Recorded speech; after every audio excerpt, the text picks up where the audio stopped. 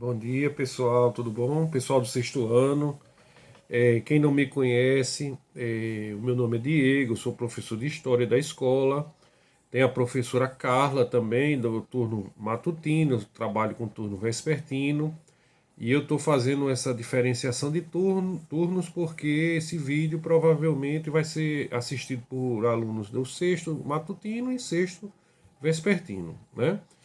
Tem os alunos que estão vindo do quinto ano, que nunca tiveram a matéria de história, né, assim, separada das outras matérias, né, o primeiro ano em que as disciplinas são separadas, com professores diferentes, diferenciados, né, e é necessário nesse primeiro momento, né, esse vídeo, um vídeo curto, tá certo? Mais de apresentação, que a gente fale o que é essa matéria de história, né? Eu costumo dizer que a história é o passado, né? Quer dizer, eu costumo dizer não, a história é o passado, desculpe, a história é o passado, é o estudo do passado, né? E todos nós temos um passado, nossas famílias têm um passado, as cidades que vivemos também têm um passado, os países, né? Ou seja, existe um passado individual, existe um passado coletivo também. Então, também estamos inseridos nesse passado coletivo. Então, esse passado ele vai sendo constituído, né, através dessas relações, né, de individuais e coletivas. Nós vivemos dentro de uma coletividade, né?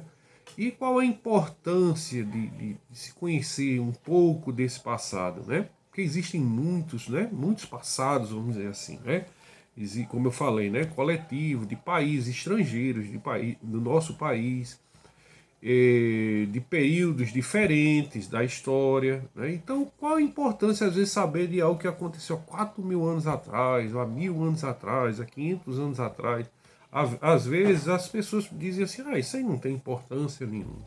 Né? Isso é uma coisa que já ficou lá para trás e não tem sentido, não tem serventia.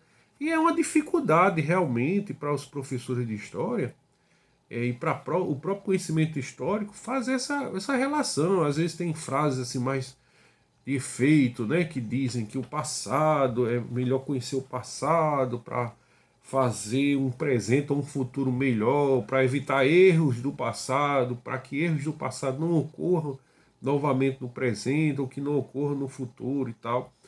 Bem, seria muito bom, eu gostaria muito que essa justificativa, essa explicação fosse verdadeira, mas não é tanto assim, né? Infelizmente.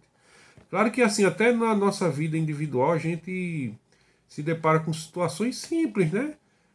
Às vezes uma prova, ou às vezes uma pessoa que a gente conhece, ou alguma coisa relacionada à nossa vida, e que a gente comete um erro lá atrás e depois a gente pensa, poxa, eu cometi aquele erro, se eu tivesse feito diferente, o resultado teria sido melhor, não é isso? E aí a gente às vezes lembra e aí diz, não, não vou mais fazer isso. Quer dizer, uma experiência que a gente teve, né? Que aí a questão da experiência, da experiência individual.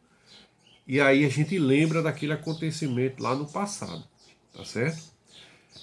Mas nem sempre é tão simples assim, né? Existem acontecimentos que fogem do nosso controle, e que mesmo que a gente tenha muita experiência, que a gente preste bem atenção no passado, mas que a gente não tem controle.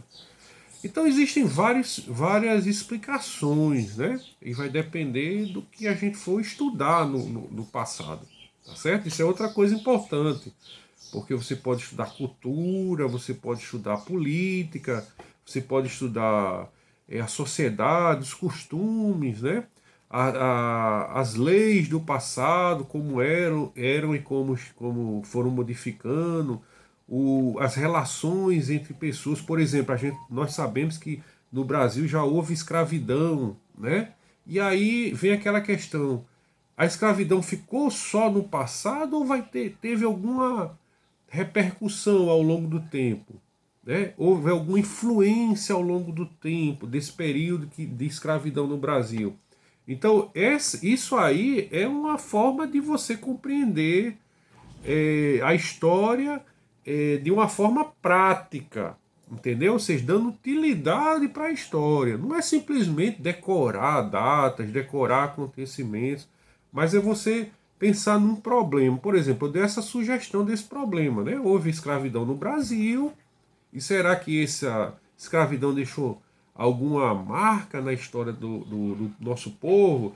Deixou algum costume, deixou alguma relação, deixou algum tipo de característica, não no sentido assim, de permanência, né? Uma característica que vai ser permanente para o fim, até o fim da humanidade. Não, não é nesse sentido. Eu digo assim, mas nos dias atuais ainda deixou algum traço que influencia nas relações entre as pessoas no Brasil, tá certo? O fato do Brasil ter tido uma escravidão durante muito tempo e outros países nem tanto, ou não terem tido um processo de escravidão, isso tem uma influência, né? Então isso é uma matéria que a história estuda, né? Esse problema, essa problemática, tá certo? Mas eu poderia resumir aqui o seguinte: a história ela estuda o passado humano, tá certo? Não é dos outros animais, do cachorro, do gato, não, é a história da humanidade. Mas alguém pode pensar assim, mas peraí, os animais não têm história? Assim, a gente entende que o único ser vivo no planeta Terra que muda o ambiente em que ele vive, ou seja, que muda o ambiente físico, o ambiente cultural, o ambiente social, é o ser humano. Né? Os animais, se eles estão na natureza, eles estão perpetuando, né, extintos ao longo de gerações e gerações, e você não vê uma mudança, uma transformação. E nós sabemos que até crianças e jovens como vocês já vivenciaram algumas mudanças, né? Nesses 10, 15, 20 anos, né? Já ocorreram algumas mudanças, tá certo? Imagine se você for pensar em 100, 200, 300 anos atrás, tá certo? Então, a história ela vê essa questão das mudanças, né? Das permanências, o que é que permaneceu, do que é que mudou, tá certo? Então, quando a gente diz que a história é produção humana, isso significa também, acho que no entendimento que a gente vai obtendo, que a história também é necessária. É como, por exemplo, as outras disciplinas, as outras matérias que vocês estudam, né? Matemática, língua, português, né? Geografia, ciências. Então é porque existe uma necessidade nossa humana de compreender, né? De entender as coisas, de ter uma curiosidade que é tão natural nas crianças, que às vezes a gente vai perdendo ao longo do tempo, que os cientistas não perdem, né? Os cientistas continuam pesquisando, buscando informações. Então, a história ela vem como também uma dessas necessidades, né? De sabermos a nossa origem, mas entender por que o mundo é da forma como a gente vive, né? Quais foram os acontecimentos que construíram esse mundo, tá certo? Então vamos lá, já falei que a história ela é humana, né? Eu falei que existe uma necessidade, tá certo?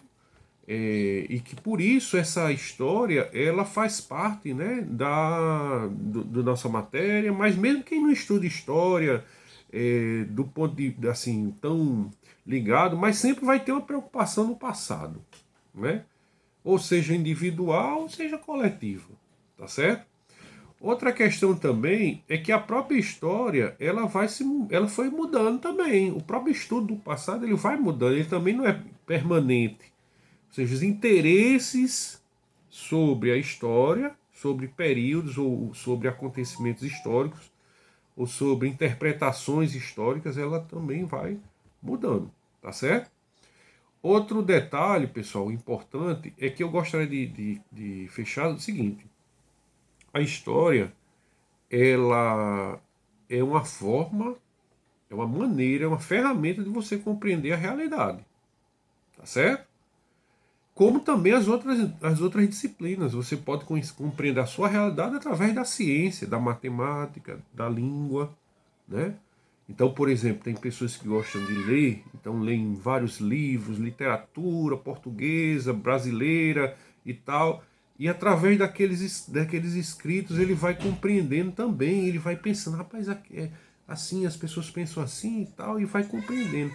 Através da ciência, através da matemática, do mesmo jeito, né? Compreender a realidade. Hoje, por exemplo, já se fala tanto, quer dizer, se fala, né? A gente está vivendo um momento de pandemia e de coronavírus e etc, etc. A ciência é importante, né? A importância da ciência para compreender a realidade atual, né? Mas a gente sabe que nada está desvinculado, tá certo? Na ciência, quando se faz uma escolha sobre uma determinada vacina ou um remédio, ou que existe ou que não existe um remédio, existe uma questão social aí por trás. E a ciência às vezes não tem como objeto estudar essas relações que fizeram com que se escolhesse uma coisa ou outra, tá certo?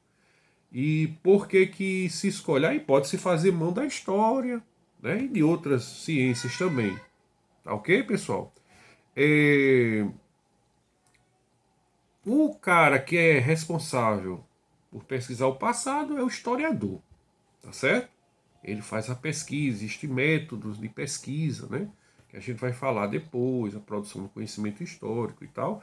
Nosso vídeo já está em 11 minutos, tá certo?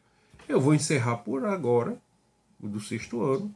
Eu só gostaria que vocês fizessem o seguinte: um trabalhozinho simples, né? Vocês do sexto ano, tá certo?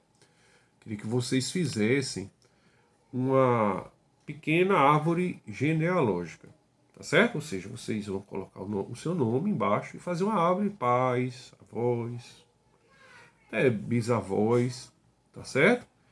E que vocês façam uma pequena pesquisa sobre a história do bairro que vocês moram, tá certo? E aí vocês podem colocar no grupo, quem quiser mandar também para o privado, sim, é um detalhe, né? Pode mandar para o privado também. Então, esse trabalho aí é um simples trabalho que é como se vocês fossem um historiador da família de vocês e um historiador do bairro em que vocês moram, tá certo? Eu sei que em decorrência das dificuldades que a gente tem, às vezes eu passava esse trabalho e pedia para que o aluno falasse com moradores mais antigos, né? Mas essa dificuldade que nós estamos vivendo de ter contato com outras pessoas e tal, mas tentem conversar com as pessoas mais antigas, sem, obviamente, colocar as mais velhas do bairro, né? Mas sem colocar em risco a saúde de ninguém, pelo amor de Deus, tá certo? Se não conhece ninguém, tente fazer uma pesquisa pela internet mesmo. A internet tem material sobre vários bairros de Natal, né? Faça uma pesquisa nos sites de busca, faça um trabalho curto, tá certo? E aí, obviamente, tudo isso vai ter uma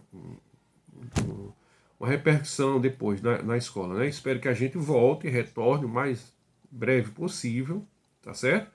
E vamos imaginar que se a gente voltar o próximo mês para a sala, é isso que vocês fizeram antes, a gente vai utilizar no decorrer do ano, tá certo? Então, para vocês, um bom dia.